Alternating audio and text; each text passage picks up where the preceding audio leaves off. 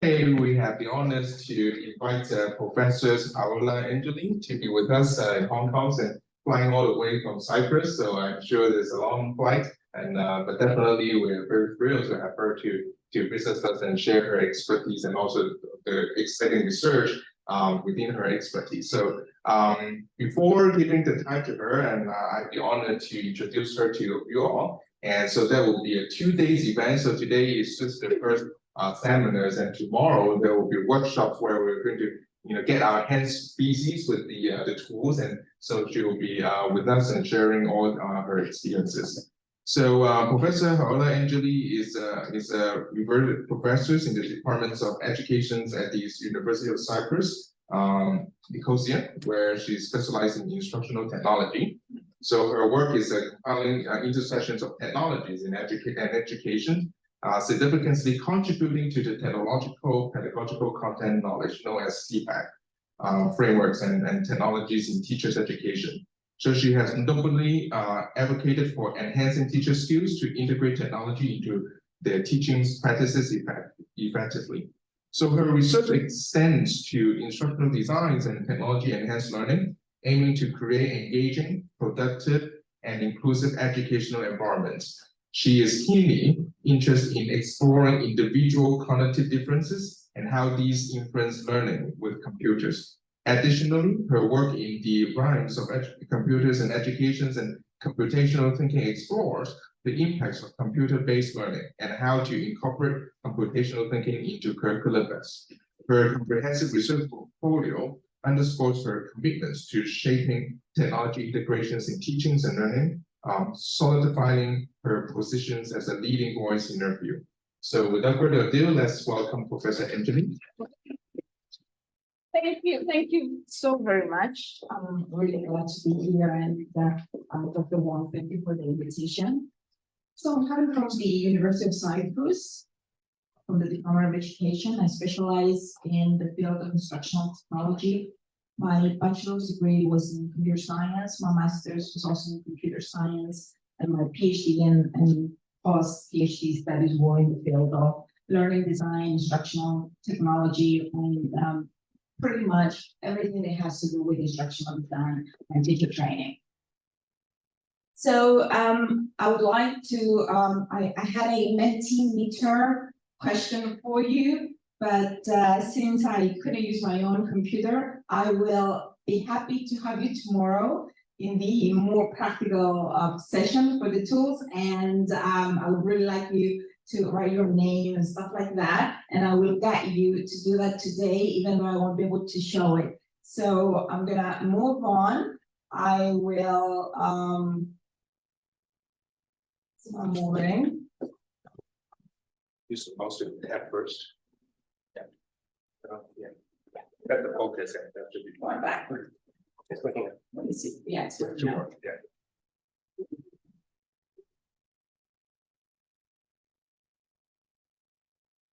It's working. Okay, just scan, please, this QR code, and this will take you directly to where the materials are for today's seminar. And it's a Google Classroom. I think you have access to that, right?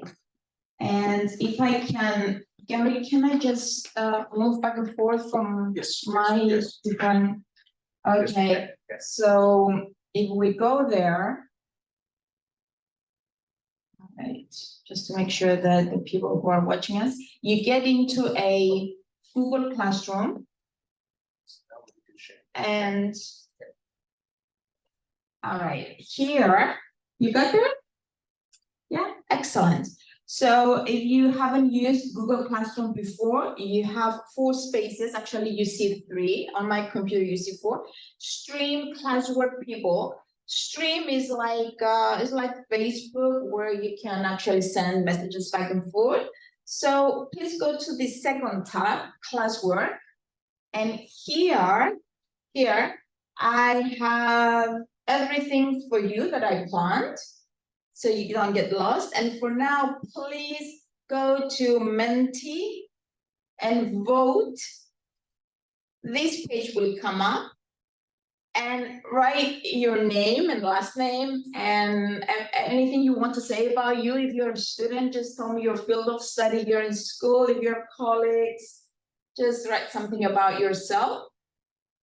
I want to keep a record of my audience, basically. And submit your answer. And that will be all.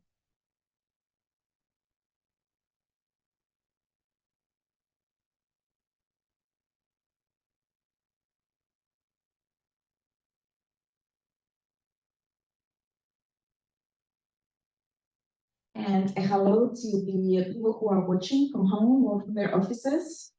Hello, everybody.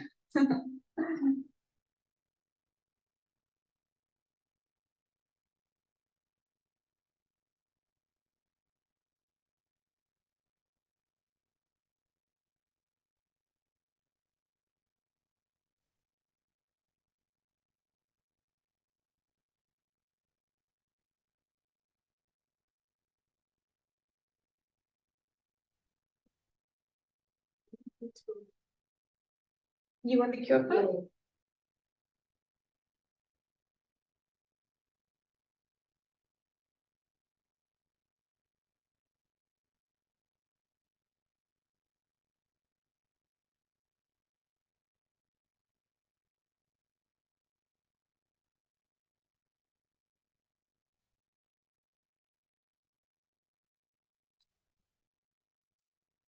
It's working? Is it working? Yes, it's working. It's working? Yes. Okay, great. Thank you so much.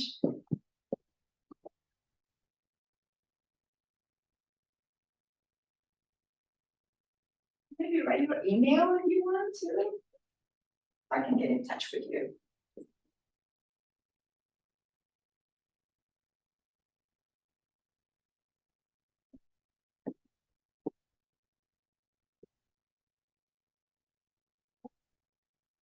Yeah. Anybody who needs help?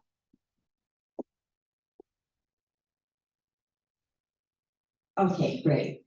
So today we will be talking about TPCK or TPACK, if you're familiar with the American acronym.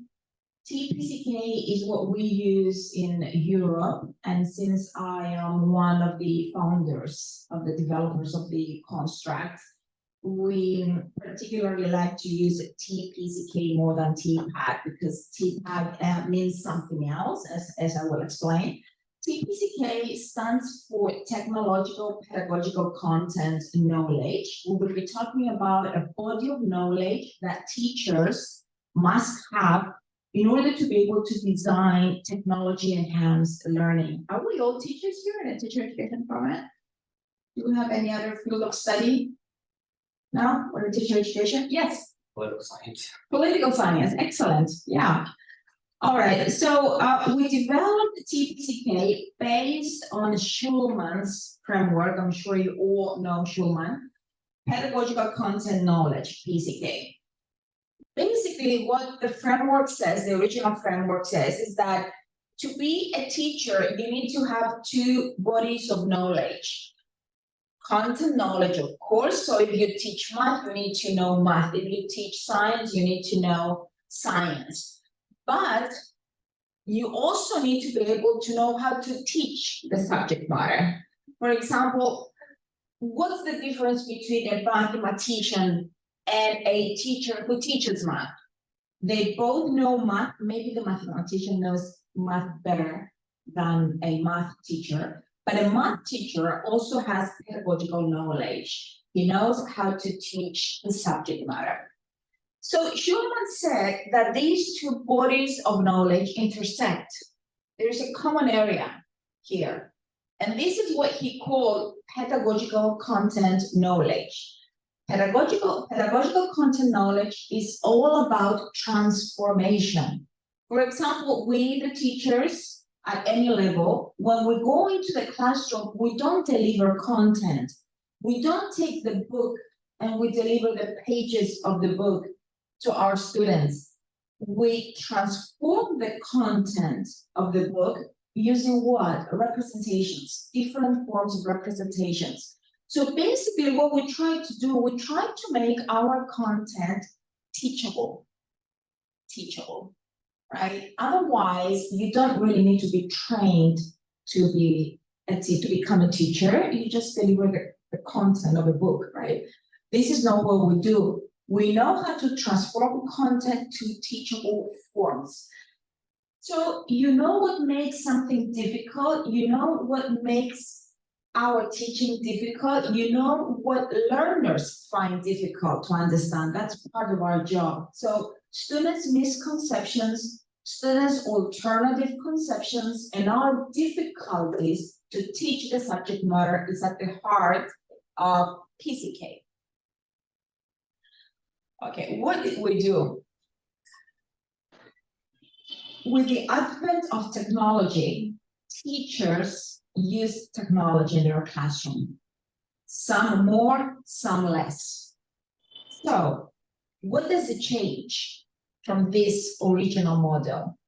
You integrate a new body of knowledge. ICT stands for Information and Communication Technology, all digital technologies pretty much.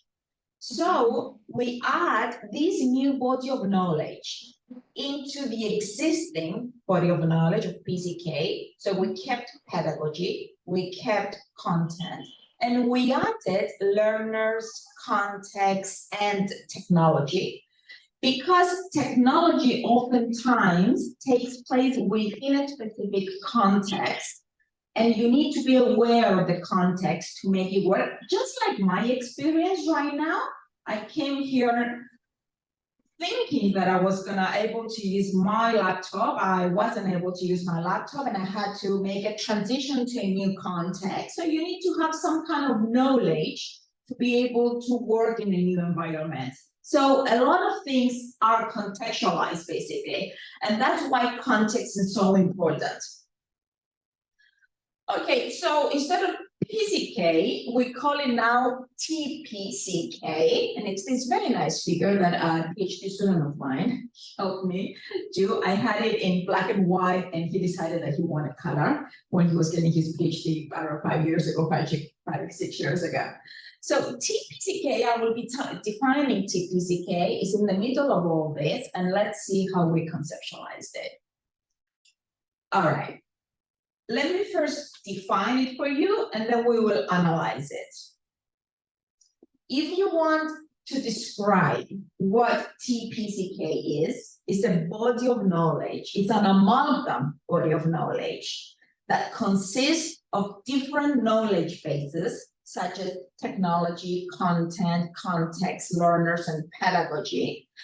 And all these become one to be able to do what? To transform and teach effectively with technology, and this is very important, in ways that signify the added value. So at the heart of this model is the philosophy that we won't really replace the teacher, but we will empower the teacher. We will make the teacher better than before. So in order to do that, you need to identify some areas from the curriculum that cannot be taught easily or effectively without the tools. So this is a main tenet of this theory. You need to find those parts of the curriculum that will become teachable with technology, and the teacher couldn't really teach them as effectively. So this TPCK knowledge here is a transformative body of knowledge. It's not integrative, and I will explain to you what I mean by transformative.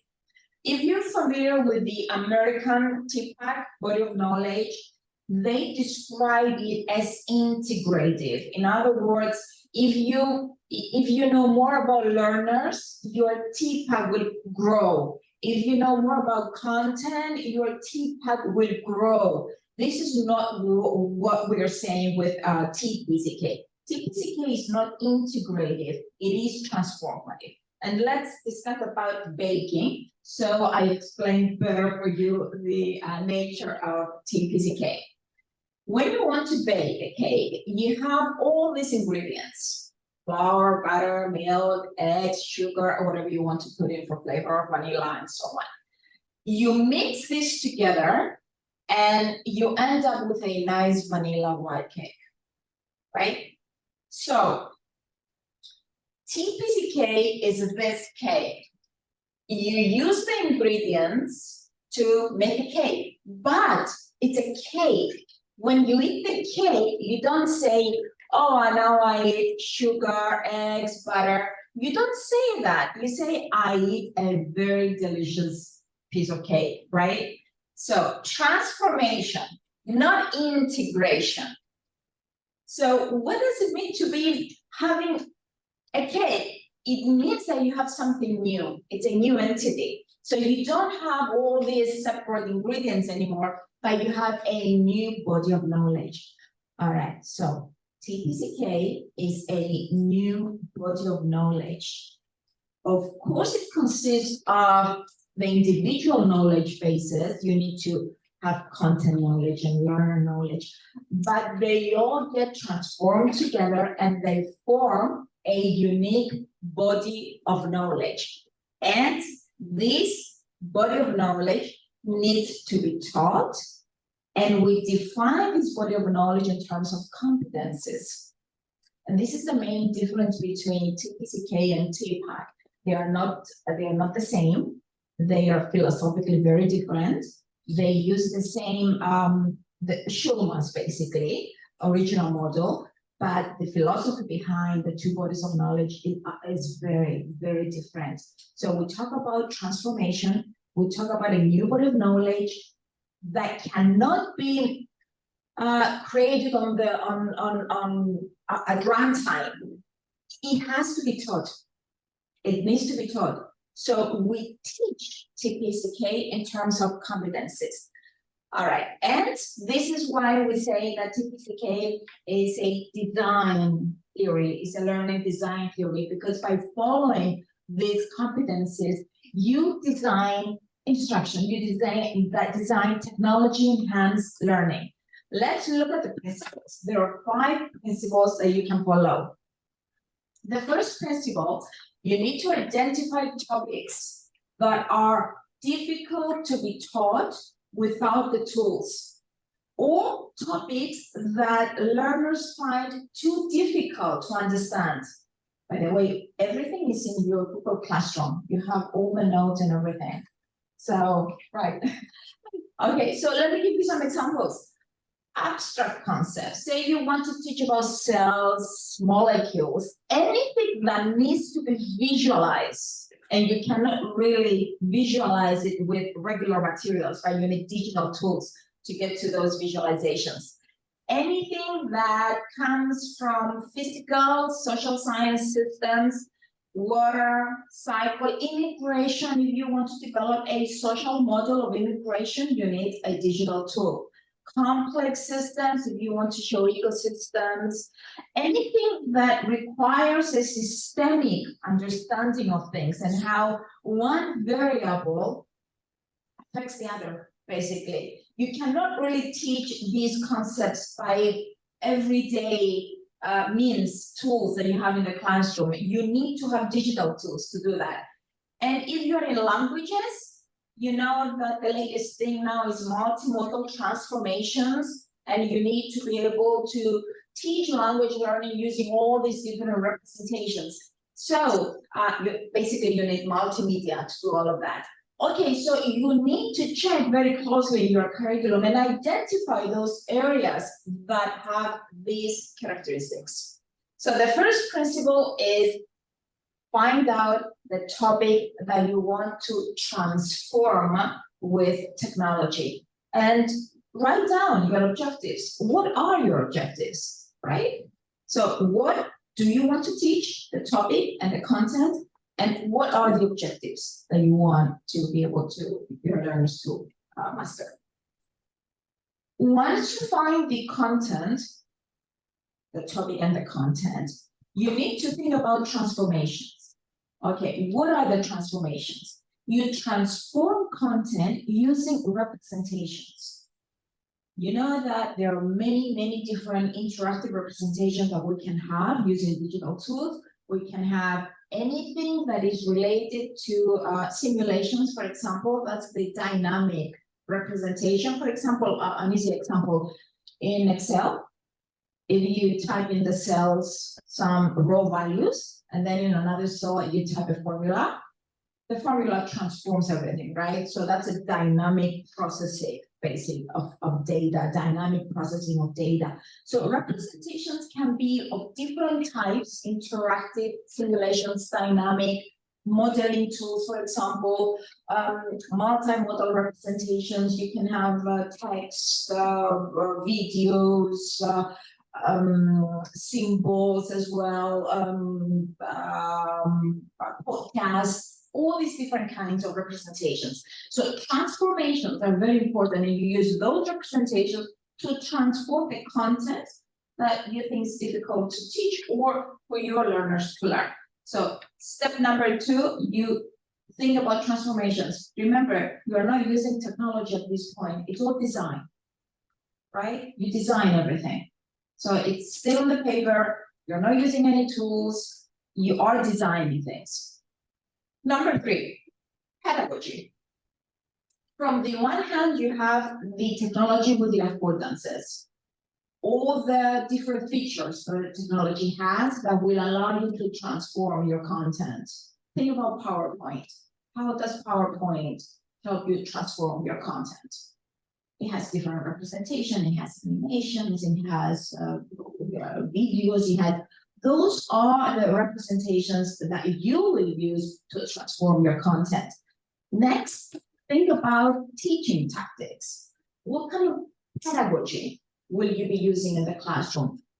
Think about pedagogy in terms of actions that you will take, what you will be doing in the classroom with your students, and what the students will be doing in the classroom with you, right? And the interactivity between the two. So what am I doing with my students? What are the students doing with me or with other colleagues in the classroom? Social interaction. So think about teaching presence, think about learner presence in the classroom, think about social presence of the classroom between the students. Those are the tactics, the pedagogical tactics, and you need to find a way to support those tactics using technology. Exploration, these are some of the things that you cannot easily do without technology. Exploration, discovery, visual visits, testing of hypotheses. I really like modeling tools. Modeling tools and simulation tools, those are extremely important because they allow you to develop abstract thinking. Abstract thinking is a way of how to think about a solution to a problem. It's for computational thinking. I know that you're doing a lot of research in this department about computational thinking and artificial intelligence. So it is part of that, and a way to support the development of those skills is through modeling tools and simulations. Complex decision making, right? For example, we said that if you want to develop an immigration model, these days we hear a lot about immigration. And if you want to understand immigration better, you develop a model using one of those digital modeling tools, and then you decide about complex matters. Will you be able to open the borders of a country to accept the immigrants? Will you be able to close the borders of the country? And if you open the borders, are you gonna develop some regulations to control things? All of these things can be learned using these tools.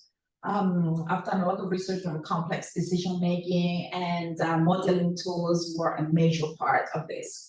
Okay, and then anything that we do with our peers, collaboration from a distance, personalized learning, adaptive learning. We'll talk more about this tomorrow during the AI workshop, and of course, any context-sensitive feedback. So you realize that technology empowers you as a teacher. You don't need to do everything in the classroom.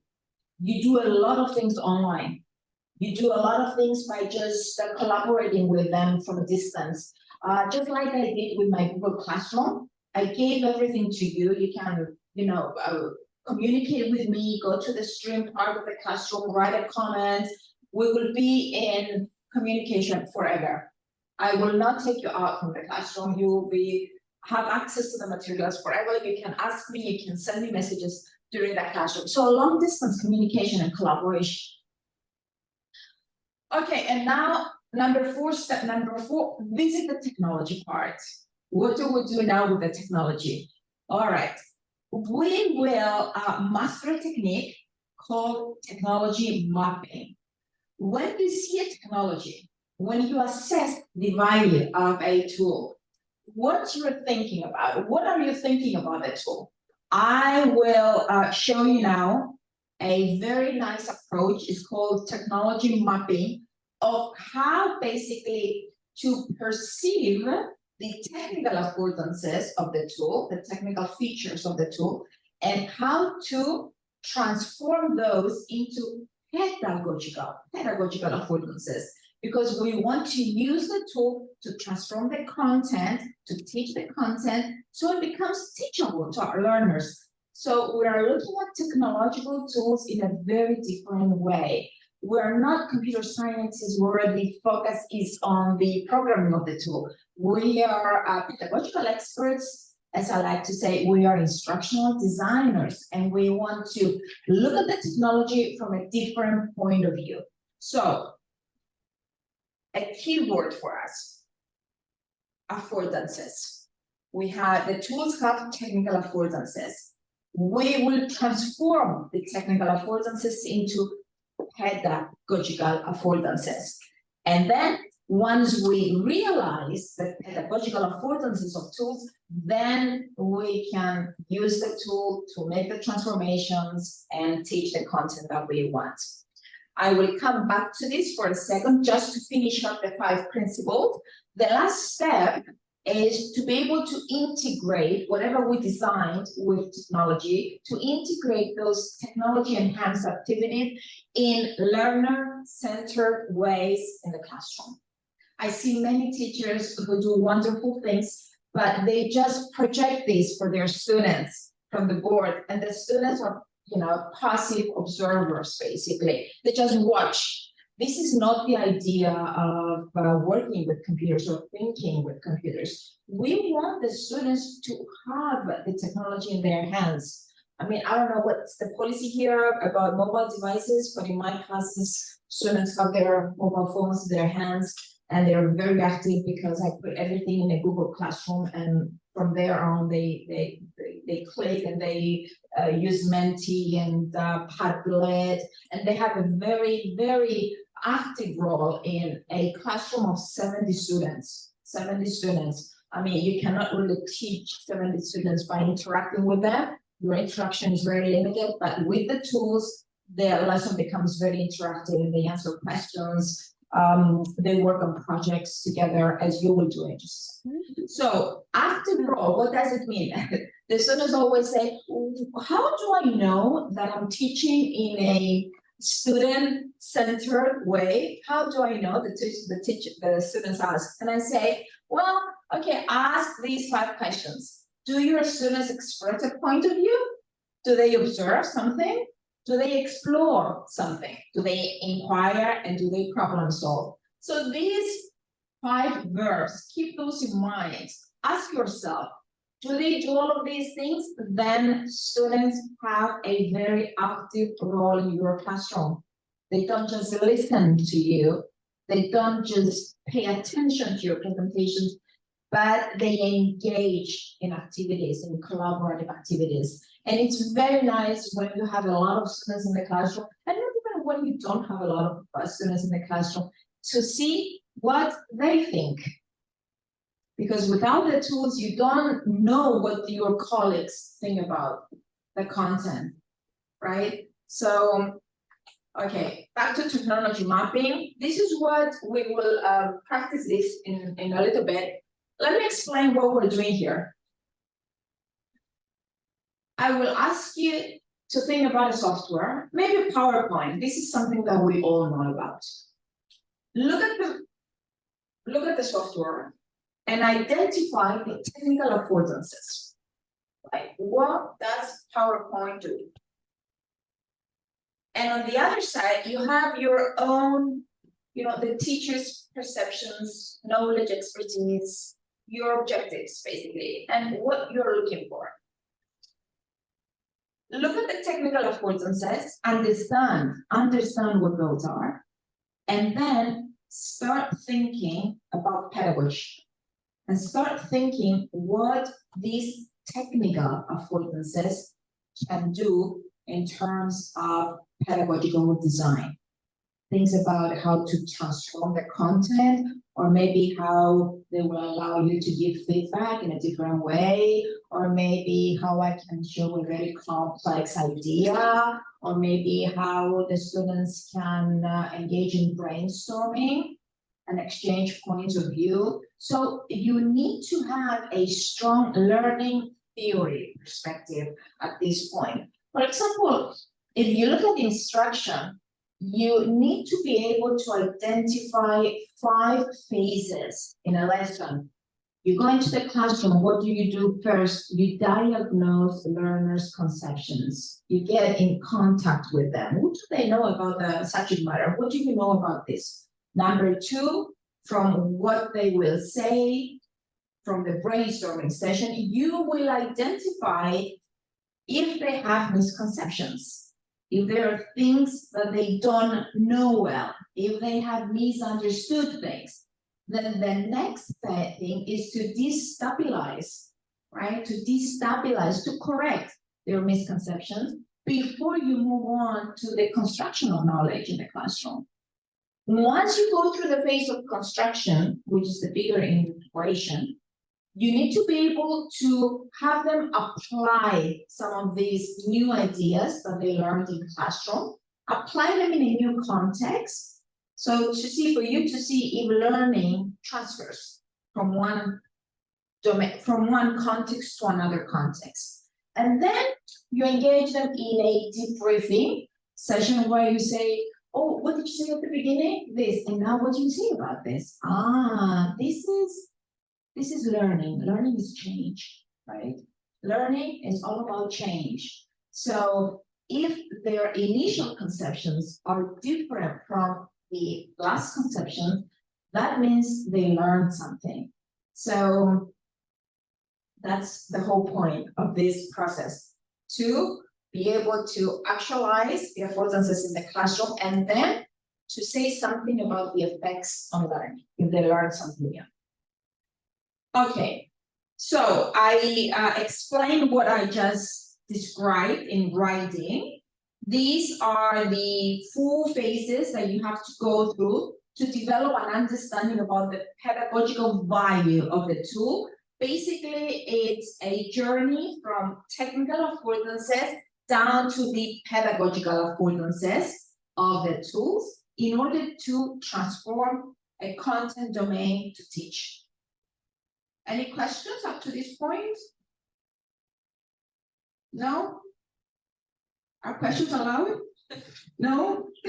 They are allowed? Okay, feel free. All right. So, in graphical format, choose a topic, anything you want, anything that has added value. Find the concepts to teach, or any content that you want to teach.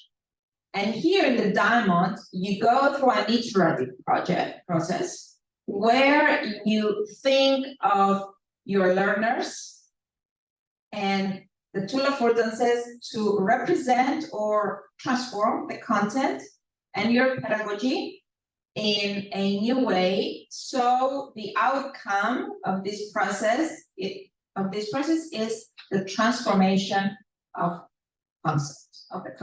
this concept. Your goal is to go from concept to the transformed concept. This is the whole idea of TPCK, how to get down to the transformation of the content using digital tools. And the thinking process is all here. You need to be able to translate tool affordances into pedagogical affordances, taking into consideration learners' difficulties with the content and your own difficulties in terms of teaching the content. So forget about delivery. We don't deliver. We transform and we design learning environments where learners have an active role during this process and working, of course, with the tools. I use many tools, as I'm sure you do in your own courses. Some of the tools that I use are up there. And I would like us, if we have time, how much time do we have left? Well, we do have enough time. So no. Excellent. Okay. Can you read this? Can you read this? Yes, we can. Of course, it's in your classroom as well. Let's take a look at an example. Are you familiar with the Padlet? Let me, can I just, I can do whatever I want, right? Sure. Yes, please. It's a stage. Yes, let's go together. Go to the internet.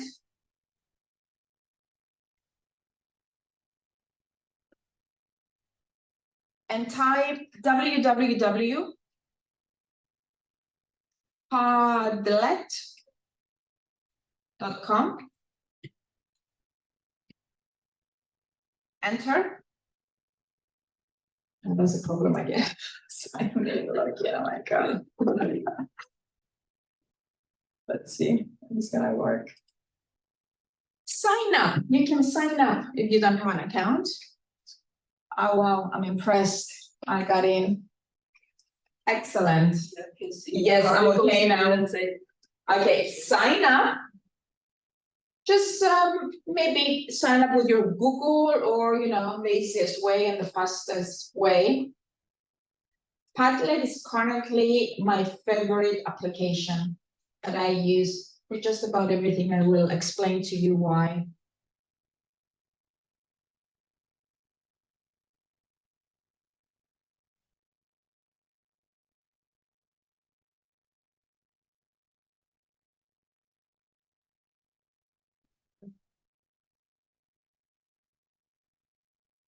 Okay, for the people who are watching online, now you will be able to see the screen. We are in a software called Padlet, www.padlet.com. Yeah, successful? All right, and go to make a Padlet.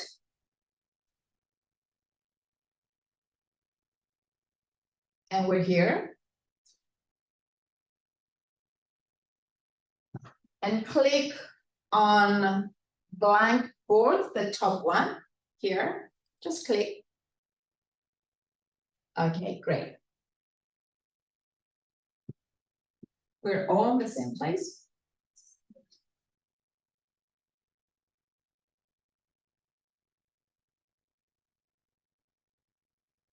Okay.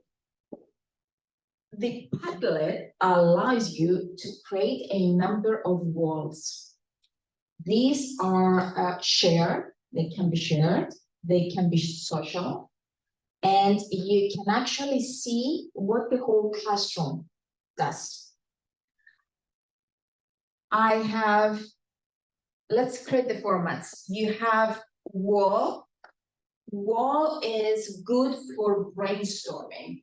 Right? The teaching strategy. When you brainstorm, they just type everything on a wall and you see what the other people think.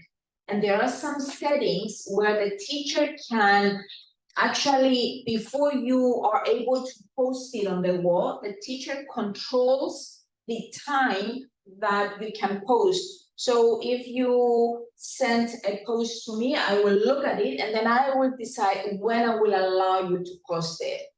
And that means that you cannot think about yourself before you see what others thought. Yeah, so it depends on what the teacher wants. When we brainstorm, when I say brainstorm, just, what do you think about this issue? When I say computer assisted learning, what comes to mind? what comes to mind immediately? So you type in something, and then everything is posted on the wall. Stream is a wall where you can actually post something in a sequence, and it's good for processes. Anything that comes in steps. Do this, then do this, then do this. Timeline is good for language learning. It's good for describing things. It's good for making a summary of something. It's good making an essay, writing an essay, thinking about the skeleton of an essay, making a design, just putting all the steps in a design, a storyboard, something like a storyboard. So a timeline is good for that. Then you have the grid.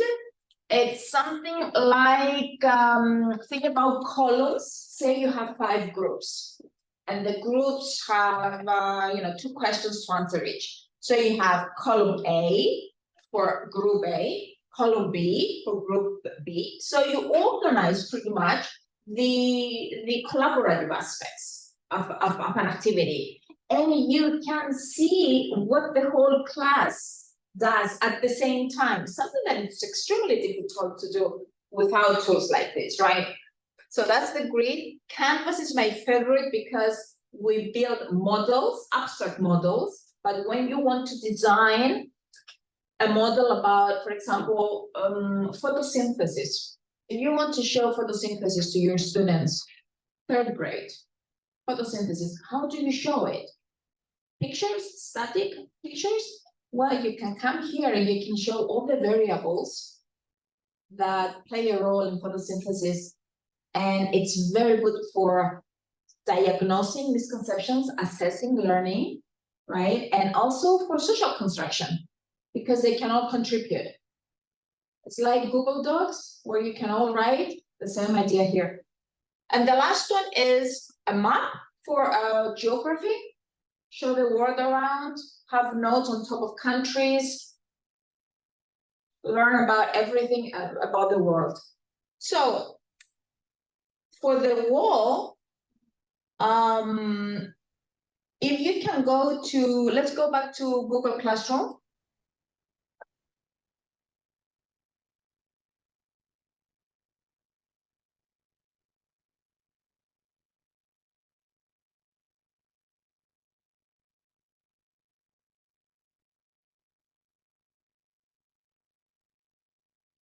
Okay, go to Padlet activity.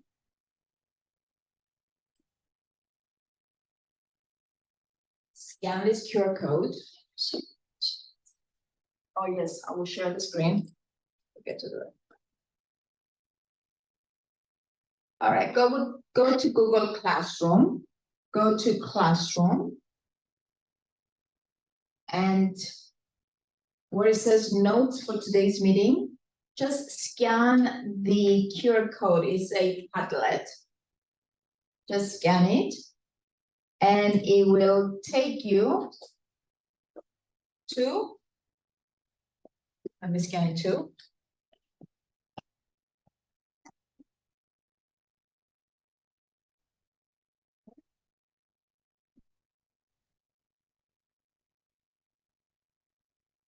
Now, what do you see there?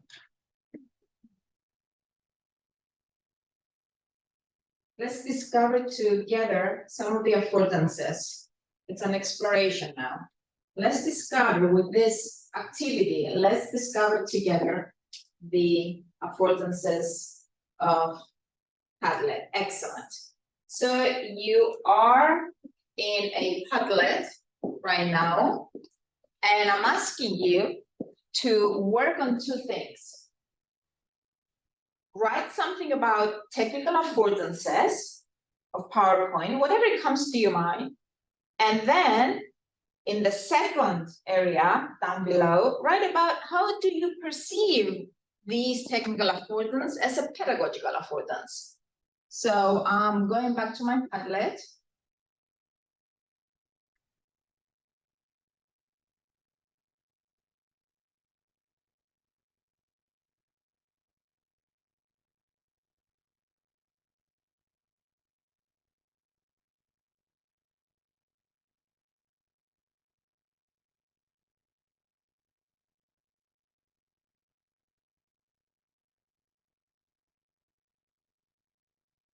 and type in something.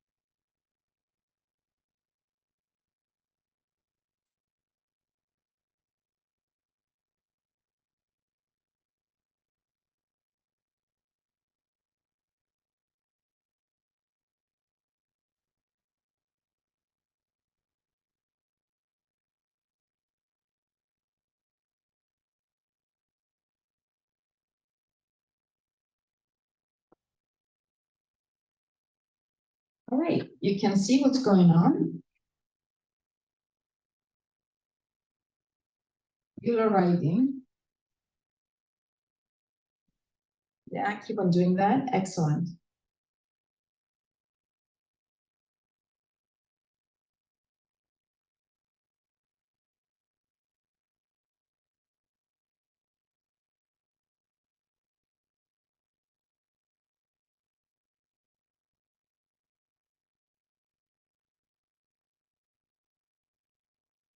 And look at the language as well. So on the top, on the technical affordances, what does the tool can do?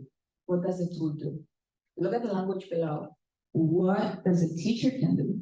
What does the student can do with the tool? So this is very important.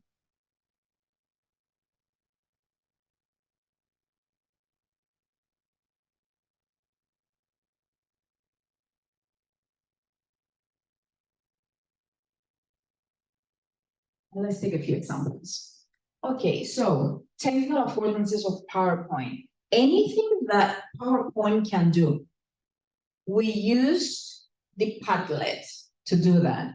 So remember, our goal is to discover together the affordances of Padlet. And the exercise, the activity is about the PowerPoint because you know the PowerPoint, so I don't need to teach anything. Okay, so animations, you said, visual support for learning progress, organization of ideas, structured communication, easy to learn, operate, structured, easy to present, convenient to share and disseminate, low cost, note-taking, links to resources, multimodal, the video, audio, representations, and so on, the expression of ideas, slide-based, multimedia integration, text formatting, animation. Ah, okay, I can see now true technical affordances here. Yeah, this is by Ali. All right, these are the true technical affordances. The above were a mix between pedagogical affordances and technical affordances. It is better to start from technical. So what can I do? I can have a slide-based presentation. I can have a multimedia integration, text formatting, styling, animation, transition effects, templates, themes, collaboration and sharing, presenter view interactivity, export and distribution. Excellent. Multisensory experience. Yes, multimodal representations. So once you identify all these features, right, all these features, then you need to make a cake, so to speak, out of these features. You need to put them together and think about what kind of lesson am I going to create now with these features. So you come down here and you think about what can I do in my classroom, in my teaching with my students with this tool. And these are great stuff here that we see. You can make a smart graph, of course. Graphs are excellent, right? So I can teach and they can explore a graph. I can illustrate things with a graph. You can crunch a big topic into smaller concepts. Yes, you can have sequences, smaller sequences. It's a way of presenting a difficult concept into, by breaking it down basically into smaller chunks.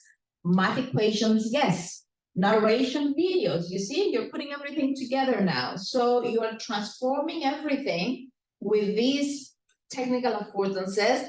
Yes, you can also do Google Slides, excellent, and we will see Google Slides tomorrow with AI. Google Slides AI, very nice. You can use imagery to augment lecture. Yes, you can have a multimodal representation of your lecture. Engagement, you can organize and deliver content in a systematic and structured way. Visualization again. Remind the teacher of the things to cover. Yes, it's very nice. This is how teachers use it, right? Who wrote that? That's a great idea. PowerPoint for many teachers is just an external memory system, right? But it's more than that. Of course, for us, it's good because it reminds me of the things that I have to say, I have to cover. So it's an external memory system, which is very good for us, but not for the students, because the students really don't do anything with it. It's just for us. But it's nice that you wrote it because you can see the affordances for the teacher and the affordances for the students. So you need to find the interaction between the two. And I'm sure after today, you will never look at a tool in a different way. You will look at a tool in this informed way, not just for, all the things that I can do with the tool, but what I can do with the tool for learning, for teaching. It's a different way of looking and interpreting, different way of interpreting the affordances of a tool. Excellent. So thank you, Ali, for summarizing.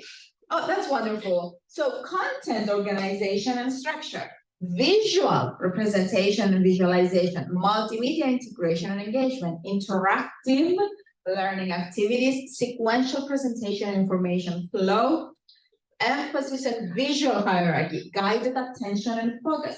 You see how we transform everything into learning and teaching?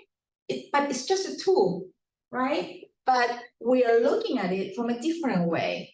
We do information chunking and digestibility, that's a good word, scaffolding and step-by-step, learner control, content customization and adaptability. Oh yeah, thank you, Ali. You need to get a copy. Oh, you wrote everything. So this is a very nice way of translating Padlet PowerPoint into its pedagogical affordances. You can do all of these things with PowerPoint. Were you able to think about PowerPoint like this before? No, PowerPoint was just a way of presenting. It's more than that, right? So technology mapping is the approach that you take to do that. Okay, now let's go to the other question.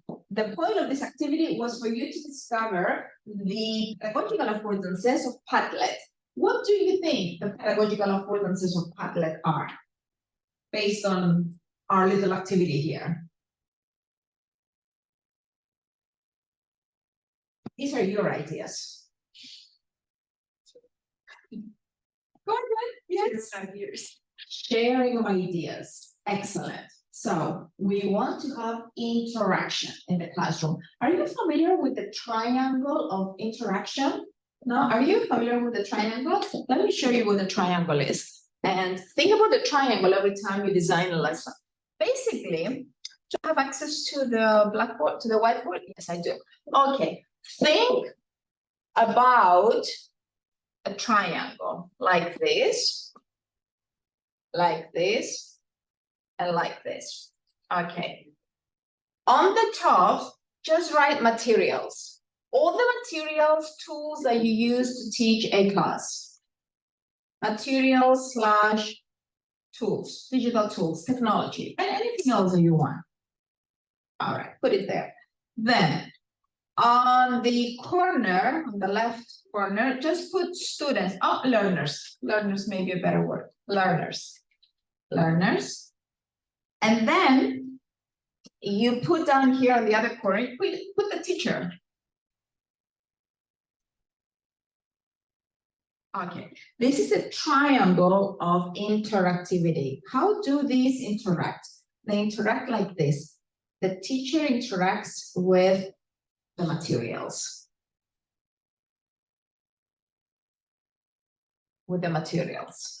He creates the materials, he designs the materials, he reviews and changes the materials. Learners get these materials and they learn with.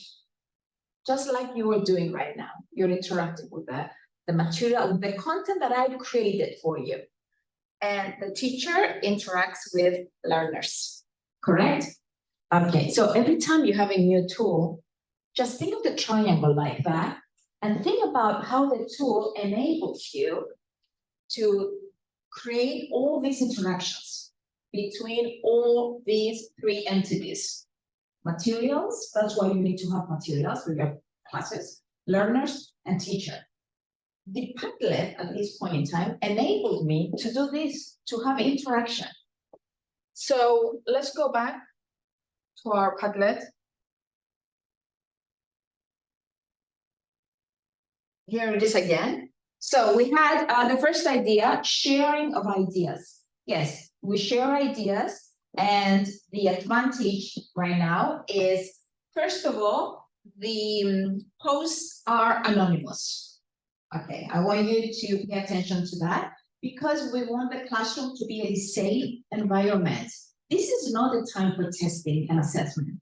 This is a social time for us. This is a time to share information and we need to feel safe in the classroom. So no names, we don't want names. Everything is welcome on this board, right? Good ideas, not so good ideas, but nonetheless, ideas that you had. And the teacher can get, I'm gonna go back to the hotel tonight and I will study the initial ideas because this is how I get close to you. I want to be able to read everything you wrote and I want to change that. Because as we said, learning is change. It's conceptual change. But before you change something, you need to be able to see what that something is. You need to see it. And one way of doing it is to use tools like this. So right now, what am I transforming? My pedagogy or my content? That's a difficult question. What am I transforming? Is it content transformation or is it pedagogy transformation? Explain it, please, Ali. So, of course, the content over here is generated based on students' feedback. Right. So you're transforming, maybe because you didn't prepare, you don't know what students will say. Right, I haven't prepared it, you wrote it. Yes, so you are preparing the content as the lesson goes, but at the same time, you are using it to scaffold. So it's like you're using, creating a metacognition and helping us to reflect on it, to have a common understanding or intersubjective understanding. Excellent, I will come back to that to synthesize. Any other ideas? What are we transforming here, content or pedagogy?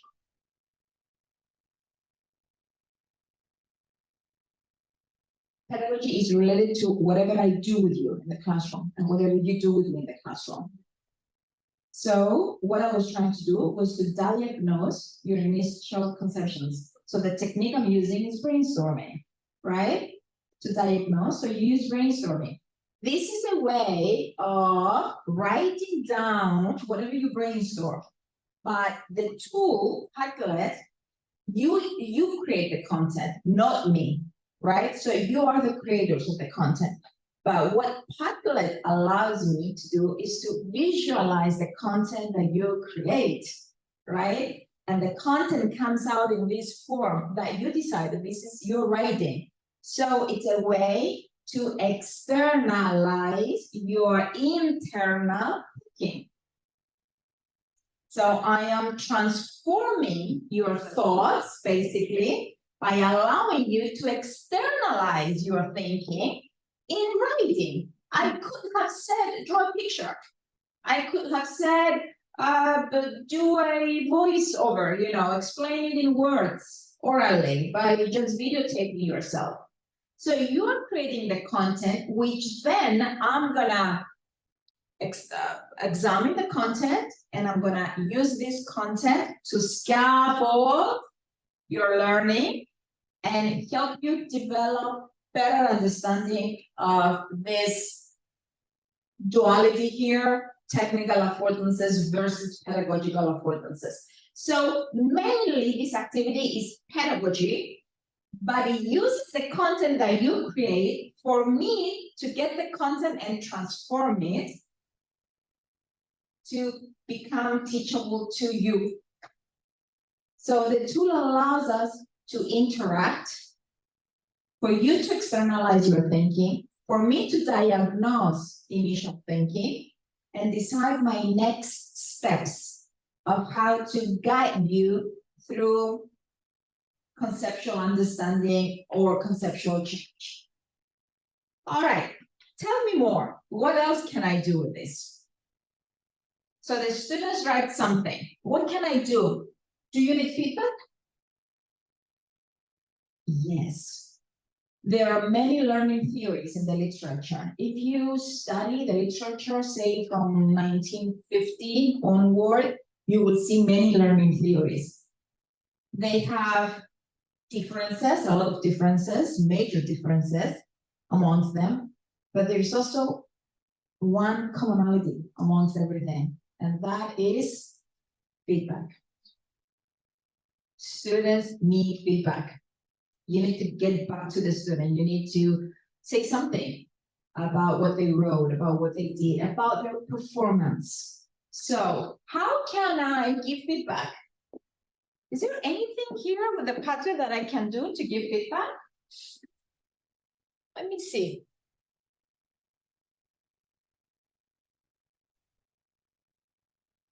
What if I change a few things here?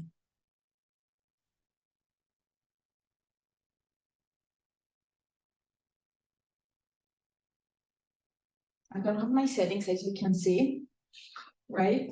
I don't have my settings, but if I had my settings, because again, this is not my true account, this is a, okay, tomorrow you need to allow me to use my laptop, I'm not kidding. Yes, we will work that out, because tomorrow is AI, I need to run my laptop, my tools. Okay, I have the paid version, you realize, because I use this tools every day. So there is one extra importance. Down here, when you pay, you have down here, the instructor can have a button for feedback. And I can either write something or I can put a little heart. I love it, I like it, it's excellent. So I can use reactions, emojis, basically, to give you feedback, or I can type in feedback. So this is a great way to give feedback, listen to this, to the whole class. To the whole class during teaching. What can you do it without these tools? How can you do it without these tools? So immediately, the students leave your classroom with an understanding of where they are, of what you feel about what they said in the classroom. They feel like they had a mentor. They feel like they have an individual teacher for them. And with online learning during COVID, it was really, really amazing. I mean, you have 100 students online and they work in groups, in breakout rooms. And you see everything they do in the breakout room. And while they work, I make comments underneath. And they see the comments and they, make changes based on the comments. And then I move on to another team and to another team. Something that I wasn't able to do in my face-to-face work lessons. But you can certainly do this online. And to be honest now, when I teach face-to-face, I use these tools because it's easier for me. It's easier for me to keep track of their group work and, brainstorming, problem solving, whatever they decide. Okay, so we share materials. We have a conversation if we decide to do so. We can have a debate if we choose to do so with the ideas that have been posted. I can give you feedback. I can ask you to reflect. I can go ahead and do my lesson and then I can come back and say, is there anything I would like to change on the board? You want to change something or do you want to keep your initial ideas? You see that? It changes the way you teach. This is TPACK, right? To be able to design a lesson like this, you need to have this body of knowledge.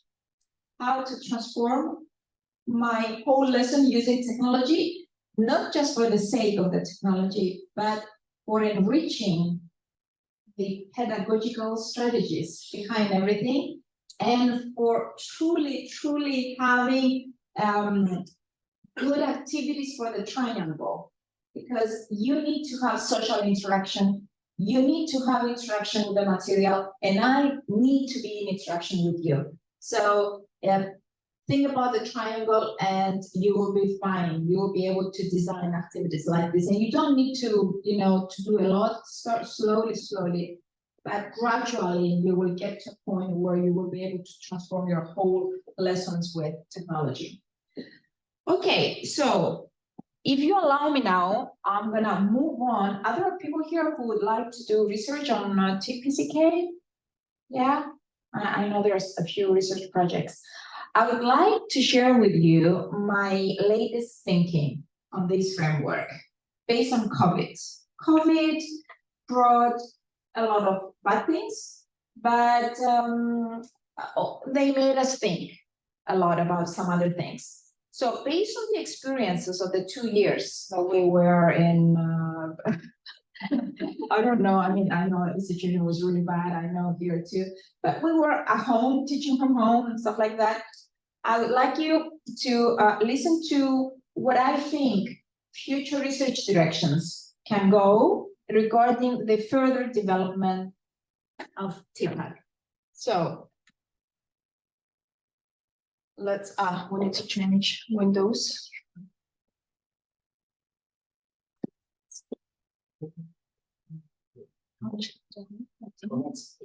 Minutes, it's okay. So, another one, right?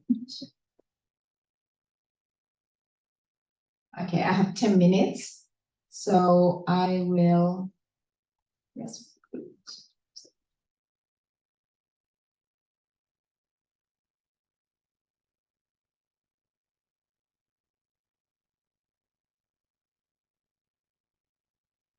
All right, so during COVID, as I'm sure was the case here, teachers had a lot of problems with teaching. Mainly because they tried to move their teaching into a different context, right? They used to teach from a face-to-face learning environment like this, and they went to an online environment. So we see here the importance of applying your competencies into a new teaching context. And the idea is this: I was able to teach from my face-to-face regular environment to an electronic environment in 1 minute. I was able to do that. Some other people were not able to do that. You think my TPCK knowledge helped me with that? Yeah, my TPCK knowledge, of course, helped me with that, not only in terms of delivery and connections and the terminological part, but in terms of the design of the lesson, because the design of the lesson had to be interactive, as I said, the triangle, and it had to be rich in the kinds of activities.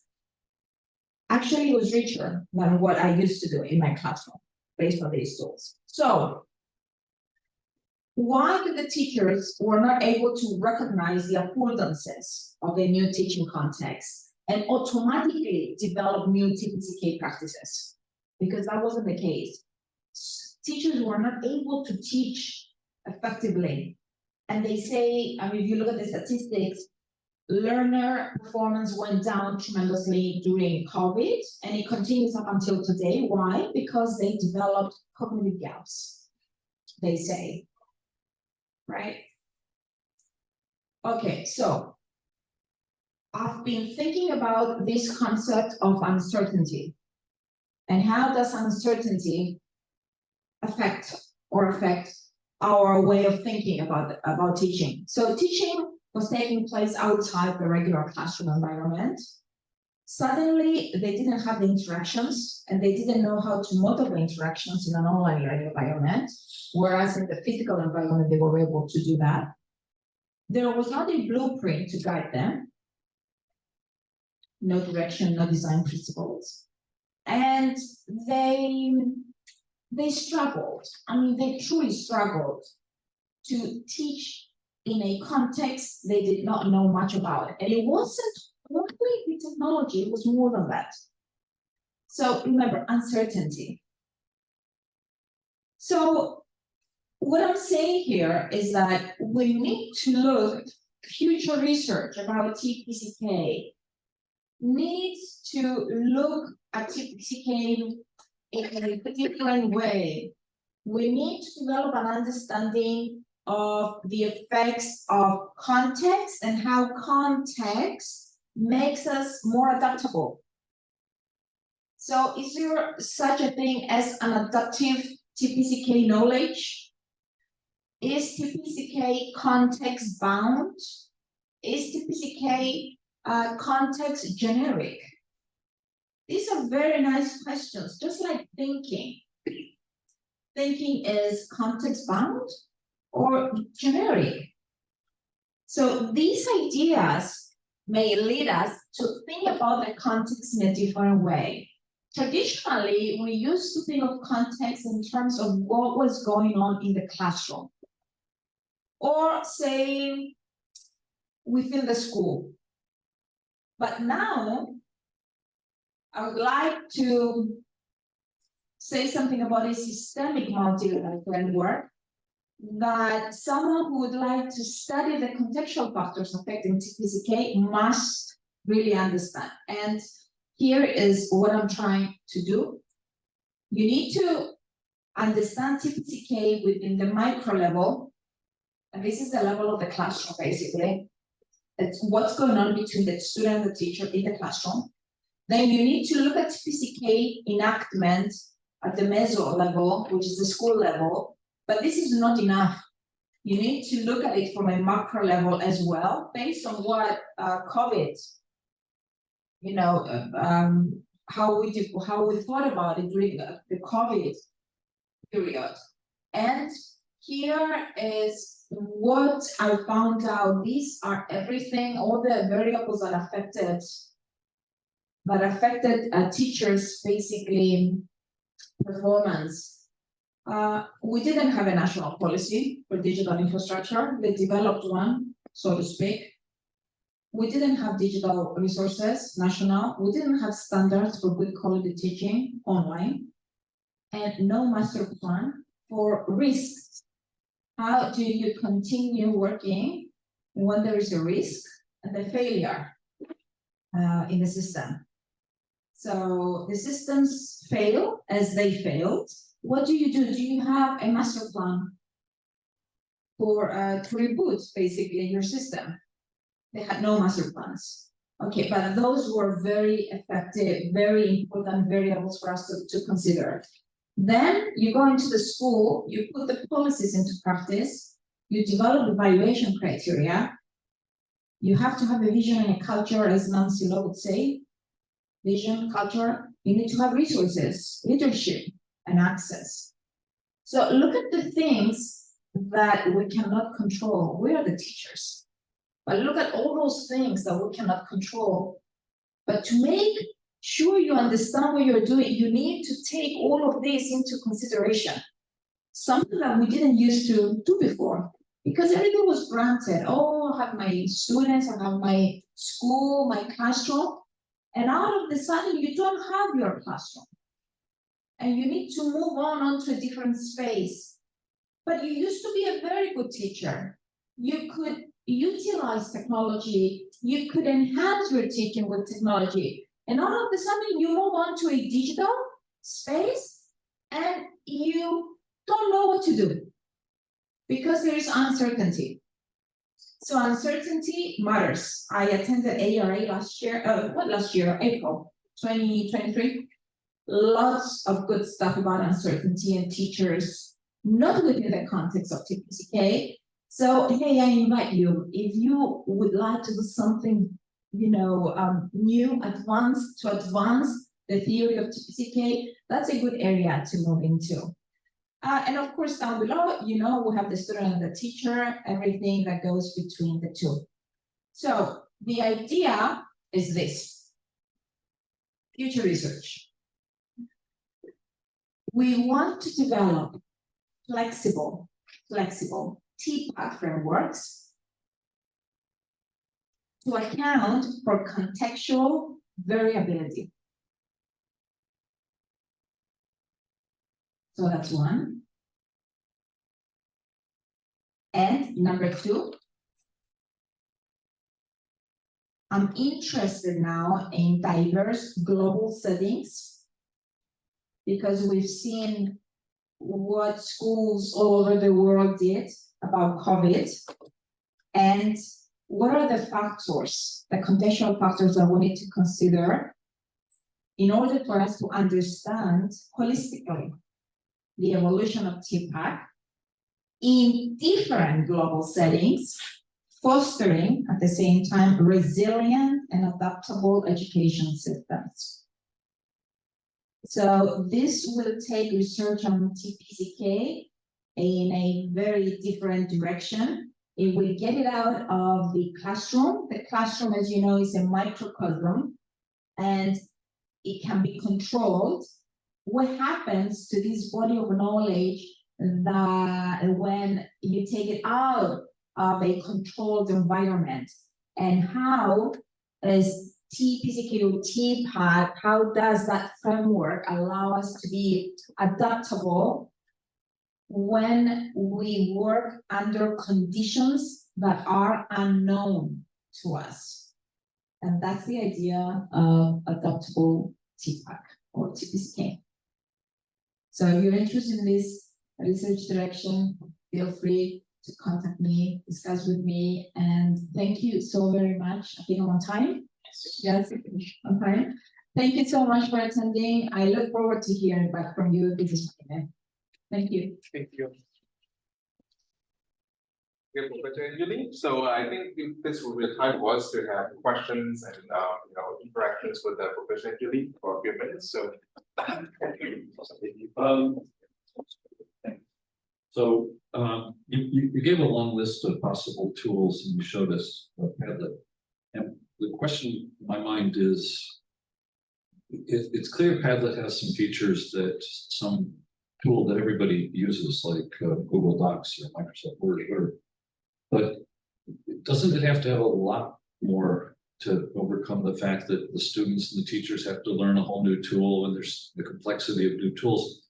Because as I was playing with Padlet, I started thinking, well, if I wanted to approximate many of the things we could do, I could kind of do that in a Google Doc where, people could have a section where they're writing things, people could use comments, people could add.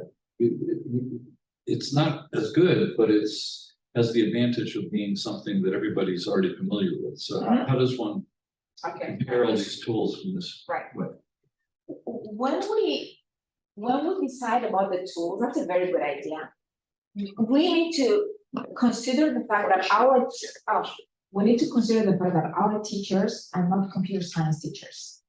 So they may not have the technical skills to pick up a tool very quickly. So every time I select a tool, it has to be a tool that doesn't have a huge learning curve.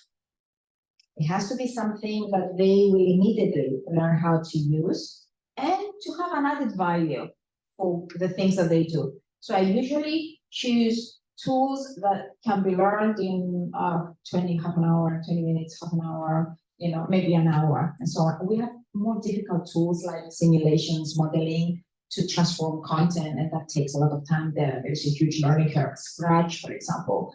But the tools that I use for the classroom, they are tools like this because they don't stop, they don't have difficulties, and there's a flow in the lesson. I want to have a flow when I teach. I don't want them to stop and ask questions about, oh, I can't get in, how do you do that, and stuff like that. So I need to have a tool that will allow me to continue teaching without any problems. I showed you only Wong, actually with the group work here, but it can do other things as well. It can do modeling. They can certainly construct a model, which is something that you cannot do with any other tool. So the main idea of selecting the tools is that the tool has to be a tool that can have added value, but it should not have a huge learning curve, because then the idea is the focus will be on learning the tool, and my objective is not on spending too much time on the tool, but on how to use the tool to design learning activities. That's the idea, the philosophy. Now, if I have my PhD students, yes, we have advanced tools, they require programming, but that's a different story, because the purpose there is to create technology-enhanced or computer-based environments. And when you want to create a computer-based, an environment based on the machine, yes, you need to use advanced tools. But for undergraduate students, you're undergrads, right? No? Graduates? Okay, you do instructional design, your classes? Do you develop computer systems here? Entirely? Not in this faculty. Not in this faculty, but in some other faculty. Yes. If the focus was to create computer systems, then you use specialized tools. If the focus is on the design of a lesson and how to enhance the lesson with tools to increase interactivity, to make their learning visible, stuff like that, then you need to think about the tools, because then most of the time will be spending on learning the tool, and you don't want that. Is the difference between technology facilitated learning and technology mediated learning? No, the two terms mean the same. Mediation, I'm making things easier for you. I guide you through, or I facilitate that for you. So it's the same thing, same term, yeah. But technology, computer-based learning is different because it's just you and the machine. But in a mediation, technology mediated, yeah, it's more facilitation, while the classroom has other activities as well. So it's a combination of unplugged activities and plugged activities, basically, which is what happens in a face-to-face classroom. You want to have both, right? Plugged and unplugged. But if you want to have an independent work based on the computer, then it's a different story. Yeah, you need to use programming. Yes. Yes. Thank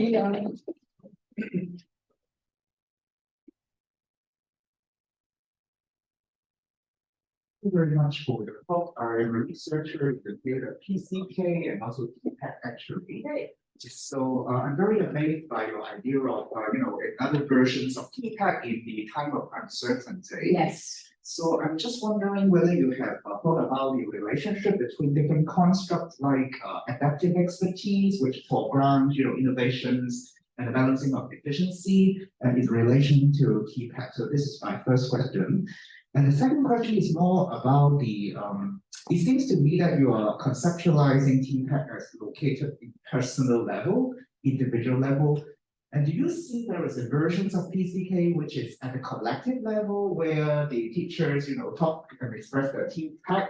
And this is something that I would like to see your thinking on. Oh, excellent questions. Oh, okay. So I'll start from the second one. Let's talk about teacher development. So if we're moving into teacher development, we are talking about a collective body of knowledge and a vision of how we can design our lessons with tools, taking into consideration the collective expertise of the team, right? So it can be school-based, it can be on the ministry level, if they invite us, and stuff like that. So if I'm doing teacher development, yes, we are developing we're creating a collective body of knowledge. So TPACK from a collective body of view, but we have to take it, I think, towards the direction of professional development, right? So it may not be a common knowledge base, for example, science teachers, math teachers. I think it makes sense if you gather the science teachers together so that we're developing a collective body of knowledge with science teachers because they have a different content and they have different tactics too, right? And if I'm talking about English teachers, the pedagogy is different and the content is different. So I think it makes sense to think about a collective body of TPACK related to the expertise of the teachers. So from that point of view, yes, I can definitely see that. And okay, that's a very good question because 2 weeks ago, I was at the Ministry of Innovation and Technology in Cyprus, and they invited me to talk to them about AI and about the role of AI in a primary school classroom. And other colleagues came who have similar training as me, and immediately the discourse was the same. I mean, the discourse that they had with me was the same. So we had a collective body of knowledge because our training and our experiences are the same. So definitely you can create a collective body of knowledge, but I think it makes sense to categorize the different subjects, different subject areas. Now, the first question was, how do we extend the conceptualization of TPCK based on adaptive or other construct of the relationship, or is it necessary to extend this construct, and how can we keep the essence of this construct while taking into account the development? Very good. At its core, you're correct. At its core, it will not change. It will always be this at its core. But let me come back to you with another question. This TPCK, right? We have a conversation. This TPCK focuses on the cognitive aspects of learning because I want to change the content, I want to transform the content, I want to represent the content using these representations, and it's all about conceptual change. This model says nothing about feelings, about the affective domain. But as we know, we have cognitive objectives, we have affective objectives, and it says nothing about this. So if you want to go to the ministry or to this school, and if you want to plan professional development, say for music teachers, that's a good question. You triggered a lot of thinking. Say you want to teach this for music lessons. Yes, but music is part of creative arts, and it requires a lot of feelings, putting your feelings into a synthesis, a musical synthesis. This model says nothing about how to do that, how to design such a lesson, because we don't cover emotions. But actually, if you read the literature, you will see some publications online, because one of my PhD students, she actually won the best dissertation award. She extended the model to cover feelings as well, because she was a musician and music teacher. And we will show you how you extend. Basically, we don't change the core, but we enhance the competencies. So at its core, it remains the same, but we extend each competency. So each competency is richer now. It contains more things. Thank you. Very I good. have a question. So this may be the last question. What is the Thank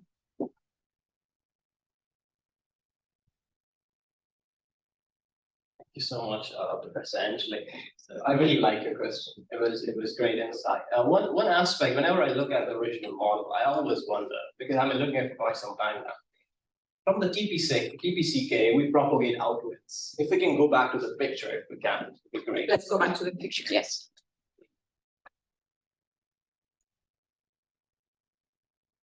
Yes. Any picture. Anyone. I mean, is good.